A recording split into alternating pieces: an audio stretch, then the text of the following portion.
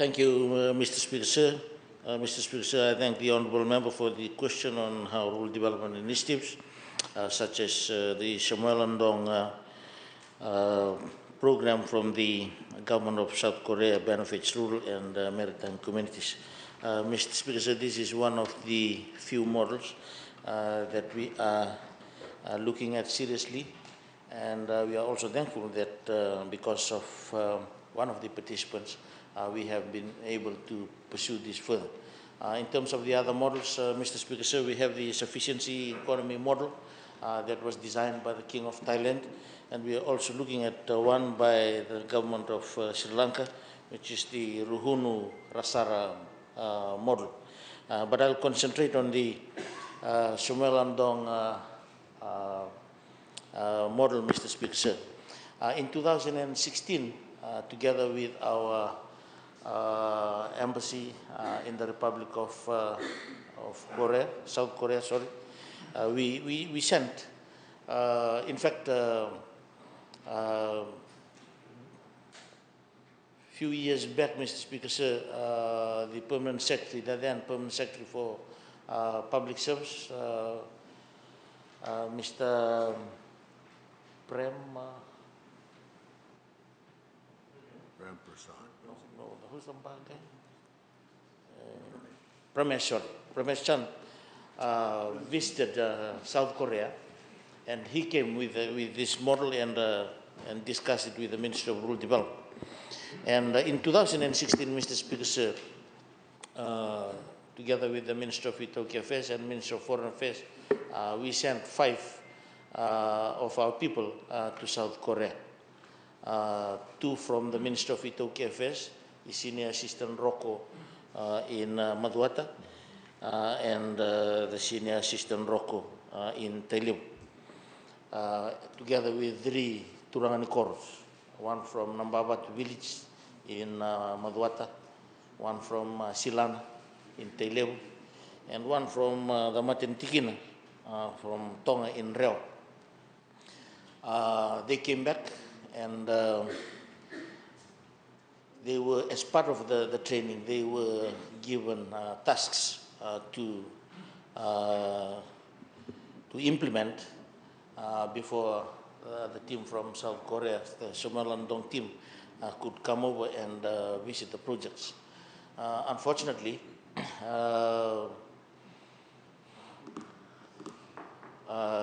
the Turanganikoро in Nambabatu in Maduata and the Matintikina in Tong and Rewa did not do much of what they learned in, and we are thankful that Matintikina from Silana in Dosam did an excellent work in the implementation of the Saemaul Undong initiative, Mr. Speaker. So I'll dwell on that later.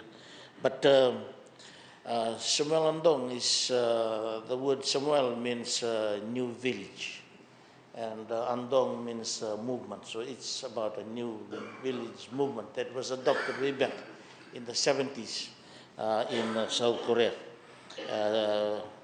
And of course, it was regarded as one of the most successful long-term economic development model that was behind the Republic of Korea's growth in the 1970s. The model was based on the Saemaul spirit, focusing on 3 components: diligence, self-help, and cooperation, Mr. Speaker, sir. As I've stated, Saemaul means new village and Undong means movement, and it was mainly designed to overcome the endemic rural poverty in the 70s in South Korea on 3 successive stages. 1 was basic rural infrastructure, 2 was development, and 3 was the dissemination in terms of changing the mindset and confidence of the people to embrace the idea. Mr. Speaker, sir, the successful achievement of the SMU model included rehabilitation of village agricultural production, infrastructure, construction of farm roads, introduction of high-yielding crop varieties, improvements in rural housing structures, improvements in the overall rural environment, such as rural electrification and telecommunication, and significant increase in rural household income. Given, Mr. Speaker, the success of this development model in South Korea, together with other countries, we have seen this being implemented. And of course, the model in Fiji particularly has been tailor-made to our local context to ensure that our local communities are empowered and embrace this new idea of socio-economic transformation through a can-do spirit. This can-do spirit has transformed the government of South Korea from a donor recipient country in the 1970s to a donor country in the 21st century in a span of less than 50 years. In the Fiji context, Mr. Speaker, sir, the Saemaul Undong initiative was first introduced to Fiji through the signing of the MOU in 2018. But as I've stated, Mr. Speaker said, prior to that, we sent the team across to go and study in South Korea on this model. And when it was initially signed, it was with the Ministry of Youth and Sports, because the minister was then in South Korea and he signed it, and it was under the ministry, but we have now transferred it to the Ministry of Rural Development, and we are thankful to the Minister for Youth and Sports for facilitating this request, Mr. Speaker, sir. So since 2020, the government of Korea has invested over 286,000 Fijian dollars in 3 villages. The 3 villages, Mr. Speaker, sir, Silana, Nemesmasi, and Mau in Namosi. And we will still revisit Maduata, particularly Ndreketi community in Nambabatu. And of course, we will revisit Rewa as well, and I've had some discussions with Maramarok Ndreketi during tea break, if she can assist with Rewa, Mr. Speaker. But these are the 3 villages that have been assisted, because from Telebu in Silana, the Turanganikoro, who is now maternity kina, given his implementation of what he learned, he has been widely used by the Tailebu Provincial Council Office to spread this concept, and we have seen significant improvement, particularly in most villages, but Nemesmasi and Mau have also been chosen to be part of this implementation under the current MOU. So $286,000, Mr. Speaker, sir, and this is for the improvement in sanitation, particularly from the transition from pit toilets to flush toilets, and the construction of septic tanks. 2 was in the improvement in water supply due to the construction of water dams and water catchment improvements, community hall upgrades, footpath and village drain construction and improvement, waste management improvement. In Silana, Mr. Speaker, sir, they have also gone ahead because they were initially, they were the initial implementers of the Saemaul Undong initiative. They are also now focusing on their livelihood projects through community work. They are also focusing on improving particularly agriculture related projects in the villages. But let me just give you a breakdown of how that 286,000 was spent. In Silana, they were allocated about $95,468, and that includes the construction of footpaths and even driveway into the community hall upgrade, which included the kitchen, village office, and dispensary. As you know, Mr. Speaker, sir, Silana last hosted the Tailebu Provincial Council meeting, and of course, 1 community toilet and 2 village footpath upgrade and construction. In Nemesmasi village, Mr. Speaker, sir, also an allocation of 95,000.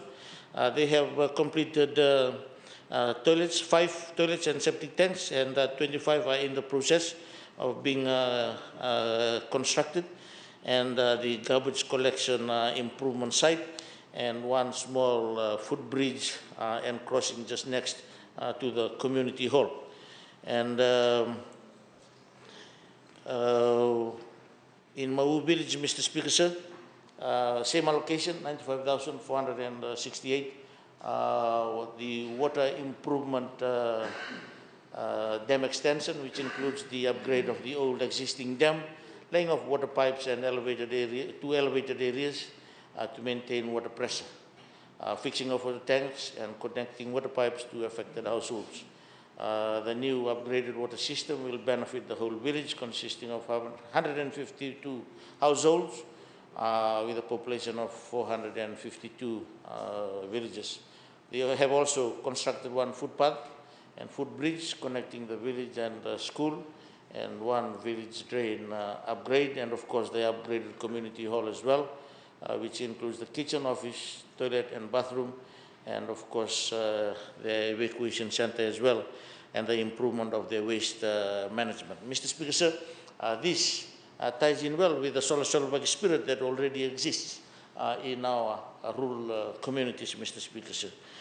So this grounding initiative showcases the ability, particularly for participatory and inclusive modality, and it has created a sense of innovation and creative projects for the community and proactive approaches on the reduction of different vulnerability and social risk gaps.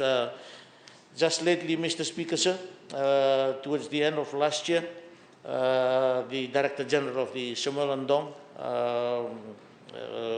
visited Fiji, and we have had some serious discussions on the future of the project, and of course the possibility of keep extending it into the other communities, and that is why we are targeting Maduata and of course Rewa, and hopefully this will spread into other areas within Fiji as well, Mr. Speaker, sir. We are thankful to the government of Korea for this partnership, and of course we also thank the Minister for Youth and Sports for the initial 3 years in which this program was under them, and of course the Ministry of Itauki Affairs as well on us working together. What is government's contribution to this, Mr. Speaker, sir? This is something that we also have discussed with our friends from South Korea. We will also look at how government can complement the work that's being undertaken, and particularly we have had discussions with these communities on their income generation projects for their economic empowerment. Thank you, sir. I thank the Honourable Minister. Honourable Vila Mangaboka, you have the floor. Honourable Speaker, I thank the Honourable Minister for laying out the what is happening with this program, with this initiative. But I don't hear anything about the economies of the villages, Honourable Speaker. Is that part of the equation, that you uplift the economy of the villages? Thank you. Thank you. Honourable Minister, you have the floor. Thank you, Mr. Speaker, sir. I think I just concluded my response by saying that it's not only, and I did state this yesterday as well when talking about or answering the questions on rural development, we are also shifting from social projects into economic empowerment projects. And this is one of the key initiatives. As I've stated, in Dausamu, in Silana, they have already focused on this. If I may elaborate on it, Mr. Speaker, sir, what they have done in Dausamu under the Saemaul Undong initiative, say if this farmer is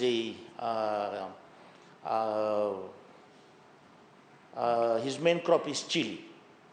So there will be a time in the month where the whole village will just go and